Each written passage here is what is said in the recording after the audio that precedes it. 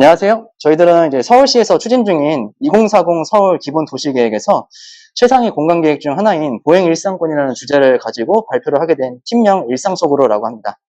저는 발표를 맡은 김정훈입니다.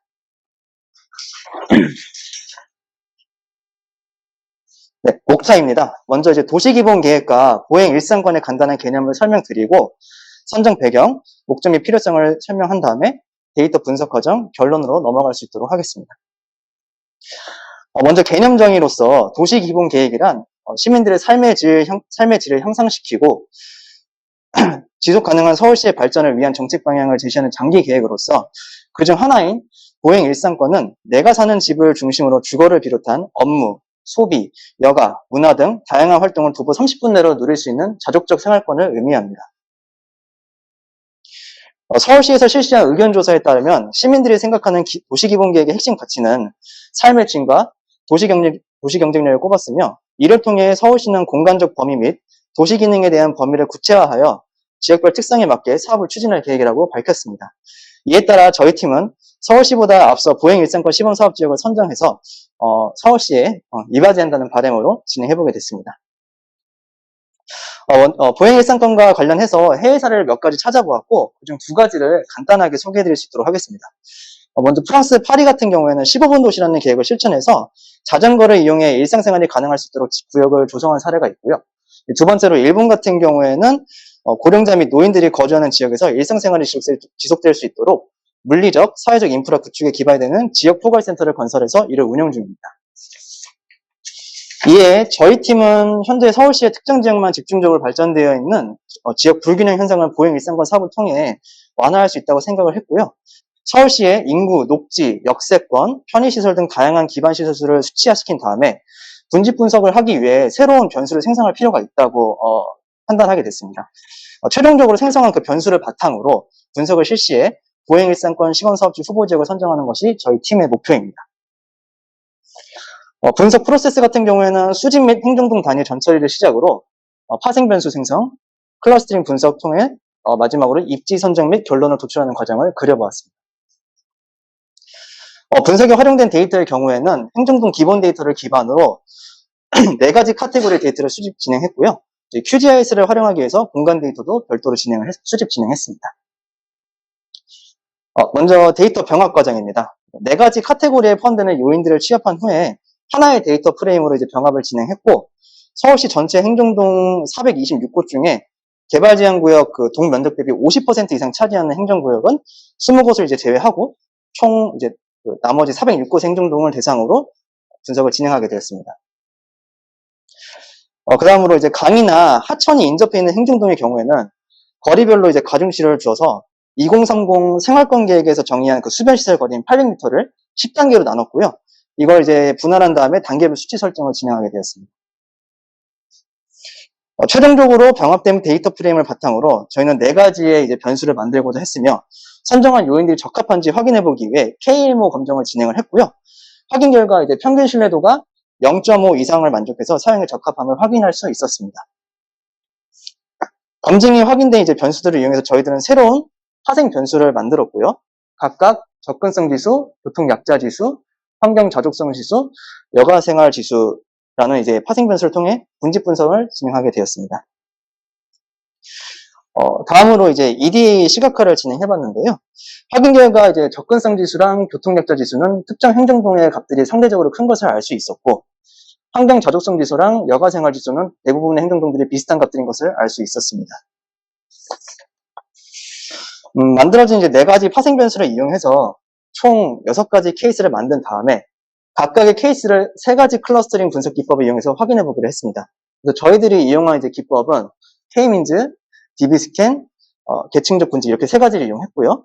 그 다음에 군집 분석을 진행한 다음에 하드보팅을 진행해서 교집합된 결과를 최종 선정해 보기로 했습니다.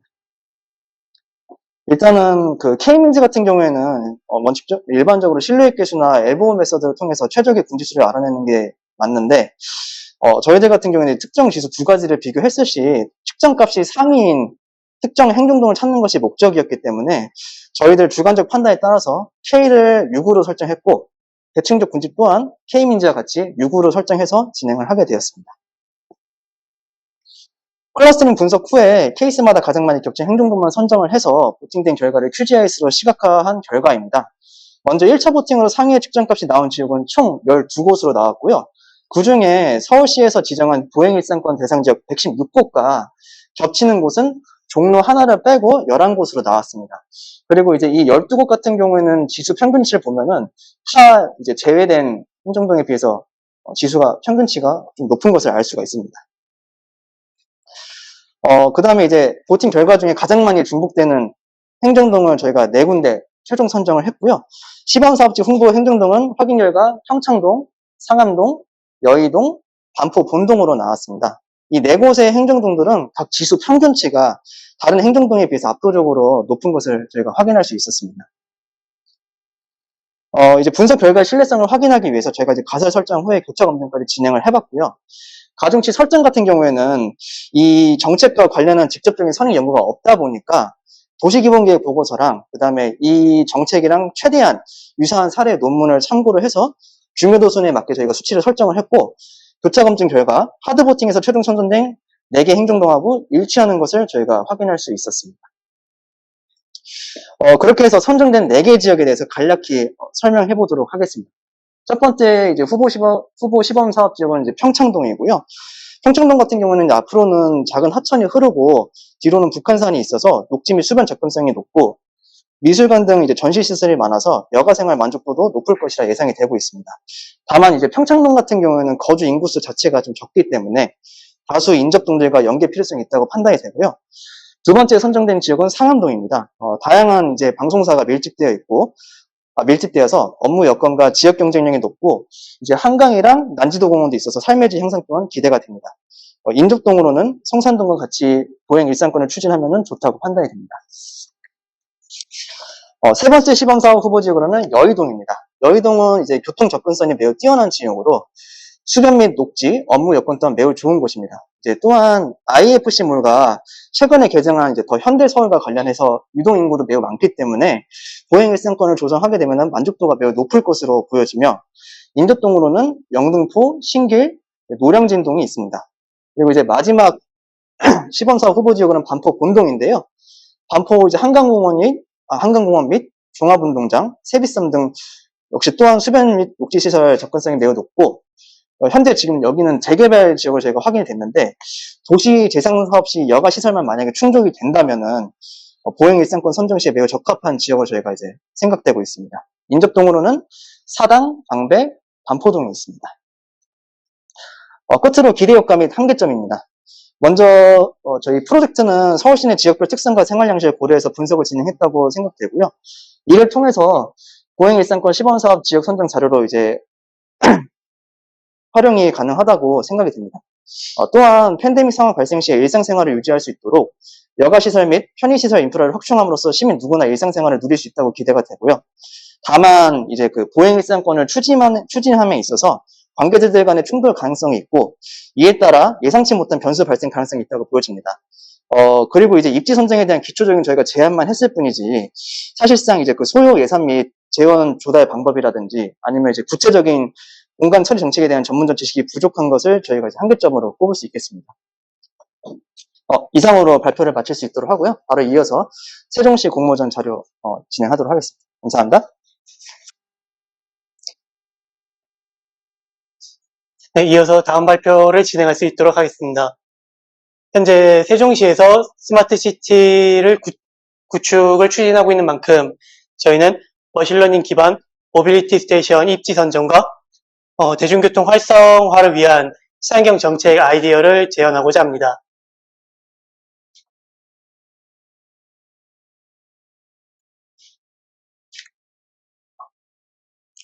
우선 서론에서는 기획 배경 및 필요성, 그리고 아이디어 개요를 설명하겠고, 본론에서는 분석 및 시각화, 그리고 결론에서는 아이디어 실현 가능성과 기대 효과에 대해서 설명해 드릴 수 있도록 하겠습니다.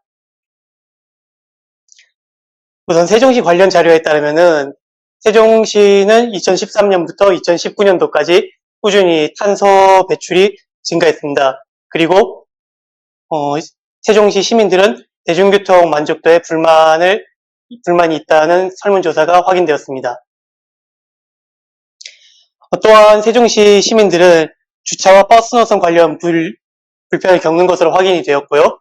이를 입증하듯이 2019년 세종시의 교통 분담률은 수용차가 73%, 그리고 대중교통이 12%로 확인이 되었습니다. 저희는 이로 인한 교통 혼잡, 주차 문제, 그리고 환경 문제를 개선하기 위해 친환경 모빌리티 스테이션 입지 선정과 시민의 대중교통 사용을 증진하기 위해 친환경 정책을 제안하고자 합니다. 우선 첫 번째 아이디어입니다. 첫 번째 아이디어는 충전과 보관이 가능한 새로운 개념의 모빌리티 스테이션 입지를 제시하는 것입니다. 두 번째 아이디어는 세종시 또한 서울시의 에코 마일리지 제도를 벤치마킹하여 세종시만의 친환경 정책을 제안하는 것입니다. 다음으로 세종시는 친환경 수소버스를 도입하고 대용량 충전소를 구축해 친환경 교통도시로의 전환을 추진하고 있는 만큼 친환경 모빌리티 스테이션의 수요가 높아질 것으로 저희는 예상을 했습니다. 그렇기 때문에 머신러닝 기술을 활용하여 정확하고 효율적으로 모빌리티 스테이션 입지를 선정할 수 있을 것으로 기대합니다. 또한 장기적인 계획 수립을 위해 마일리지 제도와 같이 시민들의 참여를 유도할 수 있는 친환경 정책을 통해 점진적으로 시민들의 대중교통 이용을 유도하고자 합니다. 다음은 분석 절차입니다. 데이터 수집, 데이터 전처리, 분석, 그리고 결과 해석과 시각화를 진행하였고, 아래에 있는 내용들은 뒤에서 자세하게 설명해 드리도록 하겠습니다. 저희가 세종시의 최근 5년 인구 데이터를 시계열 분석한 결과 세종시의 인구는 꾸준히 증가하는 것으로 확인이 되었습니다. 다음으로는 세종시의 시설, 인구, 교통 관련 데이터를 사용해 차량 등록 대수가 많을수록 전체 인구에 영향을 줄 것이라는 가설을 세운 뒤 이를 다중회귀 분석을 진행하였습니다. 분석 결과 인구에 가장 영향을 주는 요인은 행정구별 자동차 등록 현황이라는 변수로 확인이 되었고, 그리고 이를 통해 인구가 증가함에 따라 자가용 수용도 높아져 점진적으로는 교통 혼잡이 야기될 것이라고 저희는 판단을 했습니다. 다음으로 저희는 예측값을 2년으로 설정한 뒤 시계열 분석을 한 결과 세종시의 친환경 차량의 수와 대중교통, 즉 버스 승차의 이용률이 매년 점진적으로 증가해 수요가 계속해서 높아질 것이라고 생각했습니다.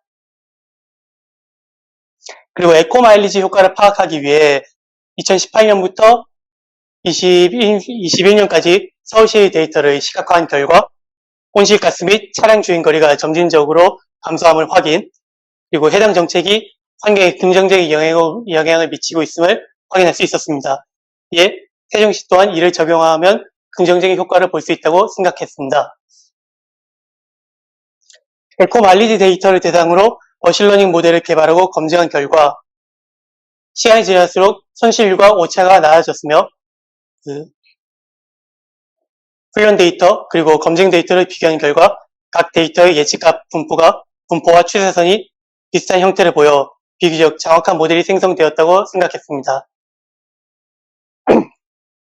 이에 충분한 인구, 시설, 교통 데이터를 활용해 클러스터링과 머신러닝 기술을 활용한다면 신뢰성 높은 결과를 도출할 수 있다고 생각했습니다. 다음으로는 QGIS를 활용한 친환경 모빌리티 스테이션 입지 선정 제안을 위해 인구 밀도, 차량 수, 주요 도로 교통량 요소를 시각화한 결과 인구 밀도와 차량 등록 대수의 분포는 지역별로 비슷한 것으로 보여졌습니다. 그리고 도로 교통량의 경우 신도심 기준 남쪽 지역에 높은 수치값이 나왔습니다. 입지 선정 조건은 개발 자체가 되지 않는 행정동은 제외를 하였고 고도차가 없는 평지, 교통입지가 좋은 지역, 그리고 공토가 있는 지역을 우선적으로 선정했습니다. 6가지 요인을 고려해서 행정동별 가중치를 합산한 결과 나성동과 가람동이 최종 후보지로 선정이 되었습니다. 선정된 나성동의 경우 인구가 밀집한 신도심 중앙부에 위치하여 있었고, 그리고 최근 어울누리로 개통으로 교통 편의성이 증가한 만큼 모빌리티 스테이션에 적합할 것이라고 판단했습니다. 이를 통해 저희는 세종 메디피아 맞은편을 최종 후보지로 선정을 했습니다. 가람동의 경우에 그 신도심 중심에 위치하지는 않았고 외곽에 위치하여 있었습니다. 그리고 그 효과로 미개발 공터가 상당 부분을 차지해 향후 발전 가능성이 높다고 판단해 저희는 세종편 맞은편을 선정했습니다. 다음으로는 실현 가능성입니다. 다양한 분야에서 시설의 입지를 선정하기 위해 빅데이터 분석, 머신러닝 기술을 이용하는 만큼 세종시도 해당 기술을 활용한다면 최적의 스테이션 입지를 선정할 수 있을 거라고 기대하고 있습니다. 그리고 서울시 에코 마일리지 정책의 경우 실행된 2009년 이후 그 효과가 최근에 입증되었다고 저희는 판단했습니다. 그렇기 때문에 이를 벤치마킹하여 세종시만의 친환경 마일리지 정책을 수립한다면 긍정적인 효과를 이끌어낼 수 있다고 생각하고 있습니다. 저희가 생각하는 첫 번째 기대 효과로는 모빌리티 스테이션의 대중교통을 통합 수용하고 관리해 교통 혼잡 완화를 통한 효율적인 도시공간 활용을 유도, 시민의 교통 편의성을 증진할 수 있을 거라고 생각합니다. 다음으로는 가칭 SSE 정책은 시민의 탄소 중립 실천에 비례 마일리지를 지급하는 만큼 시민 참여형 친환경 정책 실현이 장기적으로 수립될 거라고 기대하고 있습니다. 현재 세종시는 스마트 도시 계획의 우선 국가 시범도시로 선정되어 있는 만큼 이 두 가지 아이디어를 활용할 경우 신도 스마트 도시 선도에 기여할 수 있다고 저희는 생각을 하고 있습니다. 발전 가능성입니다. 모빌리티 스테이션 건설 과정에서 지역 관계자와의 의견 차이가 있을 수 있는 만큼 사전 조율이 필요할 것이며 친환경 정책은 시민의 참여가 필수인 만큼 그 홍보 활동도 중요하다고 생각을 하고 있습니다. 저희가 생각한 세종시가 스마트 도시를 향한 지름길은 우선 교통 문제 해결이 선 과제라고 생각했습니다. 그렇기 때문에 저희가 제시한 두 가지 아이디어를 통해 이 문제를 극복할 수 있다고 생각을 하고 있습니다. 이상 발표를 경청해 주셔서 감사드립니다.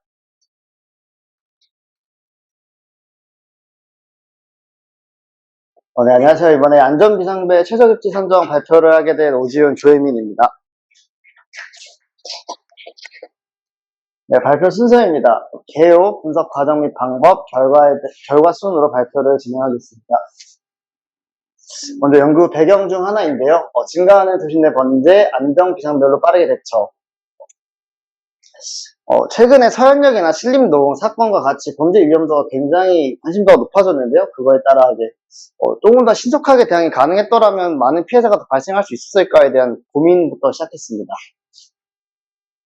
그래서 안전비상벨에 대해서 찾아봤는데 송파구라든지 강남구청, 서울청, 충남청의 이제 가이드라인 봤는데 뭐 골목길, 이제 사람이 시야가 닿지 않는 곳에 설치를 해야 된다라고 명시되어 있을 뿐 정확하게 어디에 설치되어야 한다 명시되었지 않았기 때문에 설치 기준이 좀 모호했습니다. 그래서 안전비상벨은 이제 좀 즉각적인 대처가 가능하기 때문에 최적 입지 설치 기준을 명확하게 하여 최적 입지 선정을 해야겠다라고 저희 주제를 선정하게 되었습니다. 분석 프로세스 같은 경우에는 먼저 대치구를 선정한 후에 이제 변수, 데이터 수집, 전처리, 가중치, 후보군 선정, 그리고 이제 최적 입지 선정을 순서대로 했습니다. 먼저 대상 지역 선정인데요. 어떤 지역을 선정할까 하다가 면적 대비 범죄 건수가 가장 많았던 중구를 선정했고요. 게다가 중구는 안전 비상벨의 숫자가 평균보다 개수가 못 미쳤기 때문에 중구를 선정하게 되었습니다.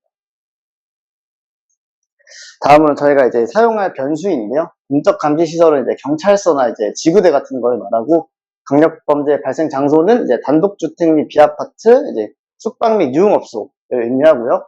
취약 인구 같은 경우에는 이제 여성 20대부터 40대 및 60세 이상 인구, CCTV 또 이제 변수를 삼았는데 이들은 그냥 선행 연구들을 참고하여서 최대한 저희가 범죄 요인에 가까운 것들을 뽑아봤습니다. 다음으로는 데이터 수집 및 전처리인데요. 가장 먼저 좌표계가 서로 중구난방이었기 때문에 표준 좌표계로 맞춰주었고요. 그 건물 용도 데이터에서 이제 아파트가 아닌 비아파트들을 추출하는 과정을 진행하였습니다. 다음으로는 가중치 선정인데요. AHP라는 설문지 조사법을 사용했습니다. 대충구조를 시각화하여 전문가 현직자 설문조사 후, 비교행렬 작성 후, 상대적 중요도를 산출하여 이 값을 토대로 이제 가중치를 각각 매겨서 범죄 종합 점수라는 것을 새로운 필드로 이것을 사용하기로 했습니다. 후보군 선정인데요. 중구 도보 노드 데이터로 이제 중구에 가능한 모든 데이터들을 도로, 산, 건물 내에 있는 모든 좌표들을 표시해봤고요. 근데 이제 설치가 불가능한 산이나 이제 건물 내에 육교 이런 것들을 점점 제거해 나가서 최종으로는 3,708개의 비상벨이 커버가 되지 않는 범위를 후보군으로 선정했습니다. 최적 입지 선정하기에 앞서 각각 그 최종 후보로 3,708개의 좌표계에서 각각의 CCTV가 몇 대인지, 숙박업소가 몇 대인지, 이제 공적 감시 시설 등이 몇 대인지에 대한 개수를 하고 그 뒤에 이제 가중치를 곱하여 계산하기로 했습니다. 그 뒤로는 이제 전철임의 수요량인데요. 아까 언급했다시피 이제 전체 개수보다 개수량이 적었기 때문에 수요량은 이제 전체 평균 개수에서 중구 개수로 빼서 221개를 선정했고요. 아까 말씀하셨다시피 이제 전처리로 표준화를 진행했고 범죄종합점수에다가 가중치를 아까 각각을 곱해서 이렇게 범죄종합점수라는 것을 뽑아냈습니다. 분석하기에 앞서 이제 군집 분석을 먼저 실시했는데요. 범죄 종합 요인과 그리고 이제 위도 경도를 토대로 어느 지역이 가장 범죄 위험도가 높은지에 대해서 이제 간단한 시각화를 보여줬습니다. 그 뒤에는 이제 본격적으로 MCLP라는 알고리즘을 사용했는데요. 최적 입지 선정에서 가장 좋은 알고리즘이 아마 MCLP라고 생각했기 때문에 MCLP를 사용하였습니다. 커버 범위를 주고, 그 다음에 그 커버 범위가 수요지 3,708개와 일치하는지에 대한 것도 계산을 하고, 도보 링크 데이터를 기반으로 후보지를 선정하였습니다. MCLP 같은 경우에는 이런 알고리즘을 사용하고 있는데요. 최소값을 계속 저희가 내림차순 정렬하는 건 이중포문 배웠듯이 원리는 같습니다. 최소값을 찾고 그 최대값이 나올 때마다 이제 좌표값도 따로 저장을 해서 결국 나온 값이 저기 보이는 표입니다. 입지 선정 결과를 확인해 보면 저희가 아까 MCLP를 사용했을 때 나온 좌표값들을 확인할 수 있고 실제로 지도에 어떻게 설치가 되는지 그리고 설치 전과 설치 후를 비교해 볼 수 있습니다. 아까 군집 분석 결과와 MCLP 결과가 거의 정확하게 일치했기 때문에 MCLP 결과, 군집 분석 결과가 잘 나왔다는 것을 입증할 수 있었습니다. 다음으로는 설치 대수에 따른 커버리지 증가 폭이랑 이제 그 비율을 조사했는데요. 270개와 320개일 때 가장 높게 증가했기 때문에 효율적인 설치는 270개와 320개 한정된 예산 안에서 그렇게 설치하면 좋을 거라고 생각하고 있습니다. 실제로 설치가 가능한 공간인지에 대해서 아까 좌표값을 얻은 것 토대로 구글 스트리트뷰를 통해서 봤는데요. 실제로 이런 골목길이나 되게 외진 곳에 설치가 필요하다라고 이제 예측이 되었기 때문에 이렇게 실제로 여기다 설치하면 좋을 것 같다라는 게 저희 결론이었습니다. 기대 효과 및 향후 연구 계획은 CCTV에 비해서 훨씬 더 신속한 대응이 가능하다는 것과 범죄에 대한 불안감을 감소시킬 수 있는 것 그리고 한정된 예산 안에서 어느 곳에 우선적으로 설치되어야 되는가에 대한 기준 제시했다는 거에 대해서 굉장히 만족스러운 결과고요. 연구 계획 같은 경우에는 이제 진짜 실제로 비상벨 설치에 대한 예산이 필요했고 그리고 경찰이 실제로 출동한다면 이것도 하나의 변수로 삼을 수 있지 않을까라고 생각을 했고 중구뿐만 아니라 다른 지역에서도 연구 지역을 확장할 필요성에 대해서 느꼈고요.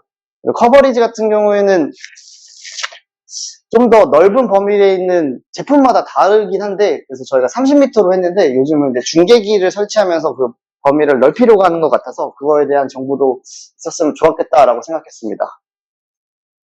다음은 이제 참고 문헌이고 저희가 사용한 데이터고요.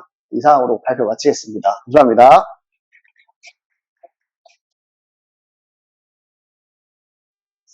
저희는 이제 도시 환경 및 인구 데이터를 활용해서 지역별 침수 요인이 어떤 것이 있는지, 그리고 그것이 그 요인을 통해서 요인들을 분집화해서 그 분집별로 어떻게 대비책을 할 수 있는지에 대해서 분석하였습니다. 그래서 저희 분석 과정인데, 여기서 일단 집중해 주셔야 될 것은 이 연구의 필요성을 저희가 왜 깨닫게 됐으며, 사용한 분석 방법들은 이제 어떤 것이 있고, 또한 이 군집을 어떻게 시각화해서 이 군집별로 어떤 관계식이 있는지, 그리고 결국 저희의 최종 목표인 어떤 활용 방안이 있었는지 집중해 주시면 감사하겠습니다.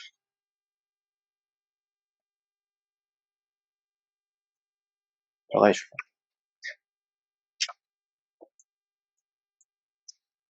저희가 확인 결과 우리나라 96%의 자연재해 피해는 물에 의해서 발생했고, 그리고 또한 여러분도 느끼겠지만 최근에 갑자기 추워졌지만 그 전에 더웠죠. 이런 이상 기후들 속에서 폭우와 같은 집중호우가 굉장히 많이 늘었습니다. 그래서 저희가 현재 상위 5개국, 침수가 발생한 상위 5개국과 집중호우 발생 건수가 늘어난 횟수들을 비교한 결과 최근 연도 사이에 급격한 상승을 보였음을 알 수 있었습니다. 그래서 실제 피해 발생 사례들이고요. 이 과정들 보면은 굉장히 많은 이제 인명피해나 재산피해가 발생함을 알 수 있었습니다. 그래서 각각 정말 강수량이 그러면 침수 피해의 영향 요소이냐 함을 이제 지도를 통해서 확인해 봤는데, 이 왼쪽에 파란색이 강수량 상위 5개국이고 이 빨간색 표시구가 이제 침수 발생 상위 5개국입니다. 그 둘의 차이만 보셔도 알겠지만 전혀 일치하지 않았고, 심지어 서울시에서 자연재해 위험 개선지구를 2023년에 선정했는데 그 재해지구 포함도 이 실제 침수 발생 상위 5개국에 포함되지 않았음을 확인할 수 있어서 그 괴리감을 저희는 발견할 수 있었습니다. 이에 따라서 저희는 이런 자연재해 피해에 선제적 대응이 필요함을 알 수 있었는데, 그 위험에 대해서 현재 실행하고 있는 정책들은 그 위험도를 반영하지 못했고, 그래서 저희는 침수 지역을 재군집해야 함을 알 수 있었습니다. 그래서 저희가 사용한 데이터인데, 이제 그린 인프라에 있는 데이터들은 빗물 유출량을 줄여서 도시의 위험을 줄여주는 요소이고, 그레이 인프라는 그것을 이제 악화시키는 요소들. 그리고 사회적 취약계층이라고 써있는 이 데이터들은 침수 피해들이 어떻게 더 가중시킬 수 있는 요소들이라고 할 수 있습니다. 이제 저희의 데이터 분석 과정인데, 먼저 이제 행정동 단위로 인프라나 이제 지형 데이터들을 다 집계하였고, 그 분석 방식은 이제 의사결정 나무를 통하여서 이제 침수 여부에 따른 요인들을 확인해보고, 그와 마찬가지로 이제 침수 빈도는 과연 어떤 요인들이 결정하는지를 확인해봤습니다. 그 요인들을 통해서 군집 분석을 하고, 군집을 나눈 다음에 그 군집별로 각각 또한 이 군집에서는 어떤 요인이 이 침수 피해를 발생시키는지, 침수 빈도에 증가시키는 요인이 어떤 것이 있는지를 확인해보아서 그 침수별로 이제 유효성을 회귀 분석을 통해서 검증하였습니다. 그래서 이제 저희가 이제 데이터 가공 방식인데, 이거는 Q&A 때 혹시 궁금한 데이터가 어떻게 산출되는지 궁금한 것이 있다면 질문을 통해서 보여드리도록 하겠습니다. 그래서 먼저 침수 발생 여부는 어떠한 요인이 결정하는가를 확인해 보았는데, 이제 저희가 사용한 이제 행정동 단위의 데이터와 시군구 단위의 데이터들이고, 그리고 이제 40회의 의사결정 나무 분석을 통해서 확인 결과 약 70%의 확률로 침수 여부를 예측할 수 있는 것을 확인할 수 있었습니다.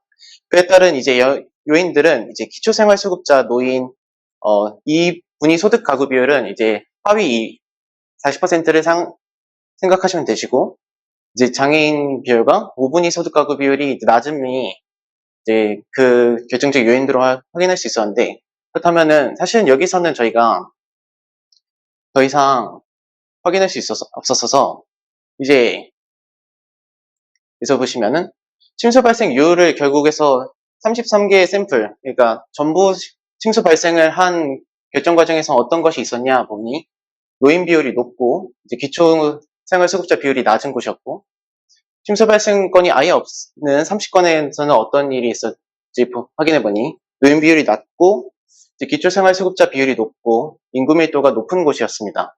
하지만 여기서 저희가 해석을 도출해내지 못하기 때문에 그럼 과연 빈도에서는 어떻게 요인들이 바뀌는지 확인해 보았습니다.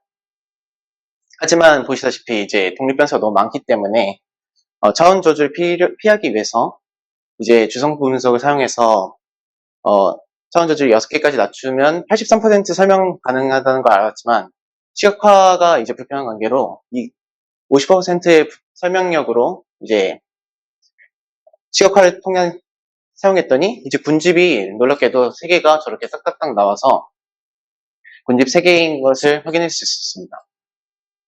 그래서 이제 K민즈와 DB스캔을 통해서 군집 분석을 실시했는데 K민즈에서도 이제 엘보 메서드를 사용하니 이제 3개일 때 가장 최적의 군집임을 확인할 수 있었고 DB스캔에서는 이제 KNN 메소드로 그 가장 높은 EPS, 가장 좋은 EPS 값을 확인해보니 0.65 정도에서 가장 좋게 나타나서 그에 따른 각각 시각화를 하였습니다.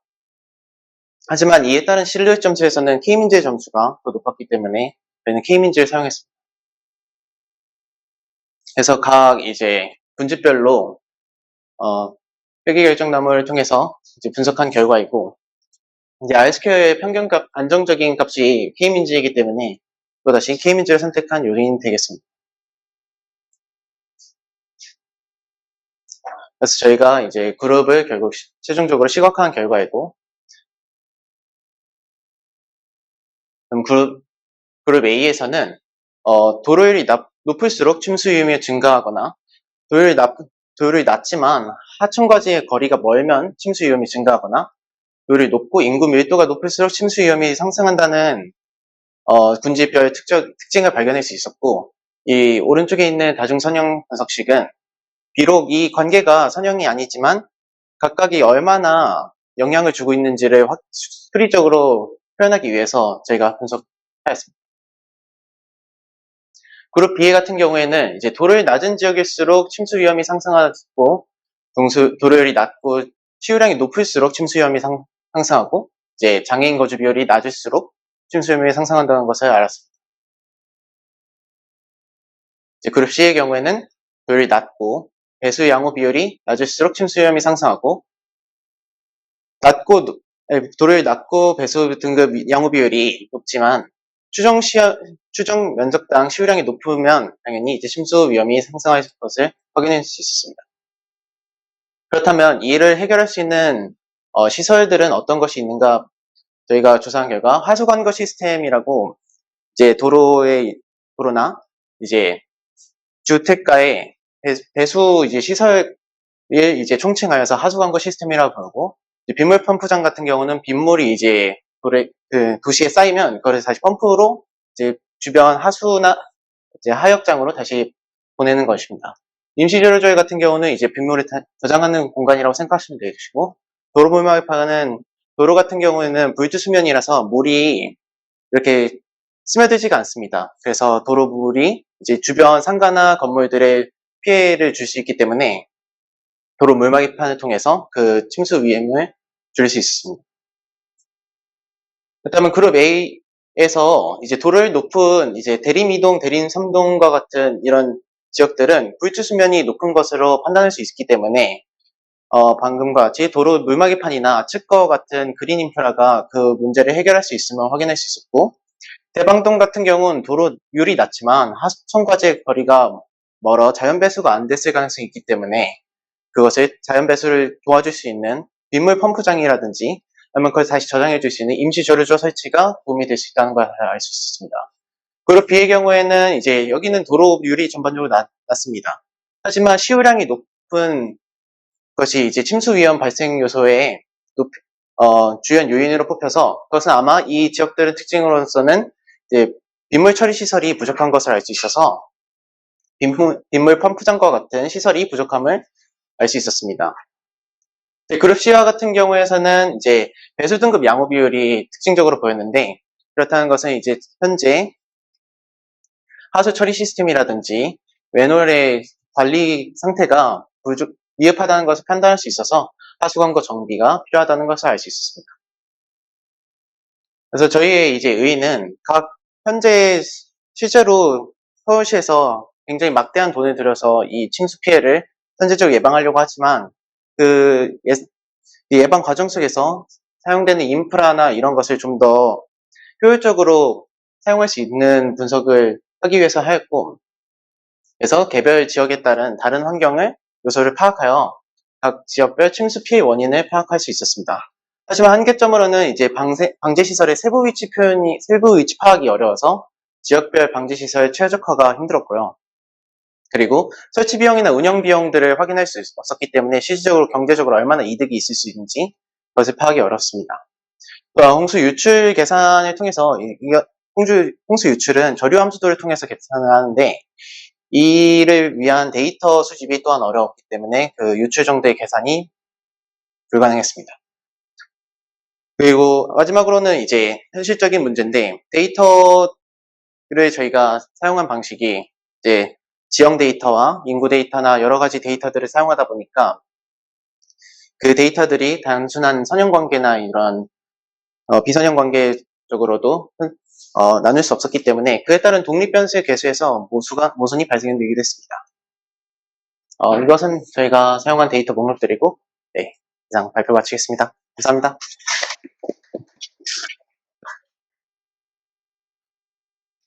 혹시 그 데이터 그 산출 과정에서 질문 있으신 분 있으시고?